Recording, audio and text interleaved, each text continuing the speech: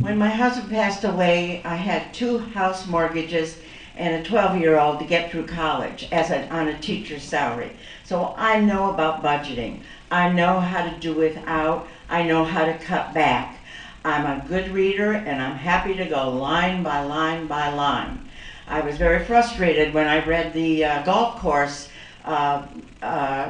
record about what the golf course was worth. I read through that whole awful, nasty thing, and someplace on there in that paperwork that somebody from Dallas sent, it said our fire department was within 5 miles of the Main Street or the village offices, and I thought, what? Or maybe it said within 15 miles of Houston. It had a weird line in it.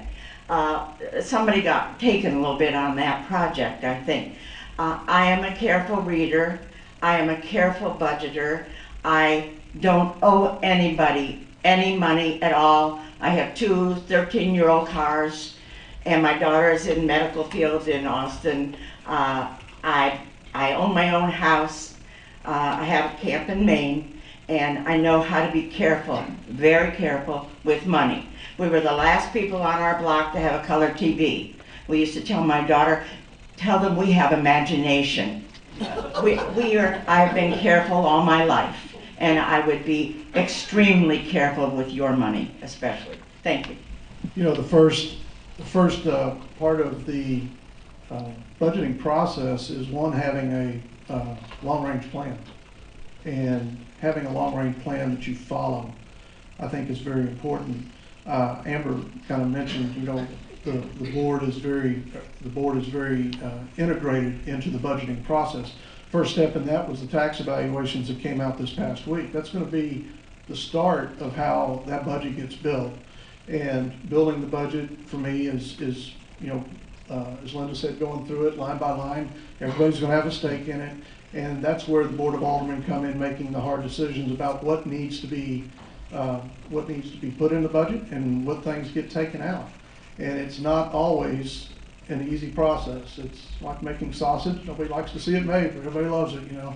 So I think we, as a board, can only do that, as Amber mentioned, working together and being mindful of each other's agendas in that, because we're all going to have people to answer to, and that is you. Thank you.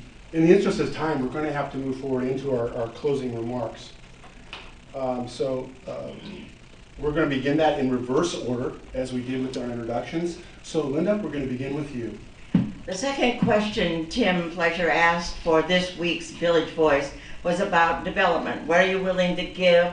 What are you willing to negotiate, tax rebates and whatever? It'll be in the paper Thursday. You're getting a scoop tonight. Number 2, I will listen. You would think anyone elected to the Board of Aldermen would support economic development as long as the highly paid village manager and our village lawyers give the okay. I will listen. I would also want the go-ahead from any neighborhood that may be impacted by a development project. Elected officials need to cause no harm to those who already choose to live in Salado. I once heard an alderman say, actually she's over there, we shouldn't have to give away Salado. People should want to come here. How about a survey? We did it for the deer. Why not ask the residents about economic development and how they envision the future of Salado? I've heard enough people tell me why they moved to Salado to make me be very careful about all the development plans. If our manager and our lawyer say no, I will listen. If Bell County says don't pass the concept plan, I will listen. If flooding concerns are expressed by neighbors, I will listen. If traffic concerns are expressed by neighbors, I will listen. In the past, decisions were made by 3 aldermen often, and the others were not a part of it. I may be one alderman, but you can count on me listening and making all decisions with the best interest of the whole village in mind. Thank you very much. Keep this short because I'm pretty sure everybody's ready to go home. I wanted to thank everybody for coming tonight. We really appreciate you being here because you guys are the movers and the shakers. You're here for a reason, and you're interested in your community, and that's the first step. We're here to listen to the people, but aldermen don't know everything, so we've got to get more community involvement, especially with committees. We need more committees, but we gotta stand behind them, guys. We gotta listen to them. If they're gonna work hard and make decisions in a committee, then the board's gonna have to back them up on their answers and the things that they come up with. Being on here for 4 years, all you guys know, I'm not afraid to get my hands dirty, and I'm definitely not afraid to say no, and I'm not afraid to go against the popular opinion for what's best for the village. So I hope to have served 2 more years for you on the Board of Aldermen. Thank you so much for taking care of me. Well, this will be my first shot at any kind of political position. I'm not a political guy, I'm not a politician. But what I will tell you is my 37 years is solving problems. I think I can add to the community. I think I can bring a sense of analytical thinking.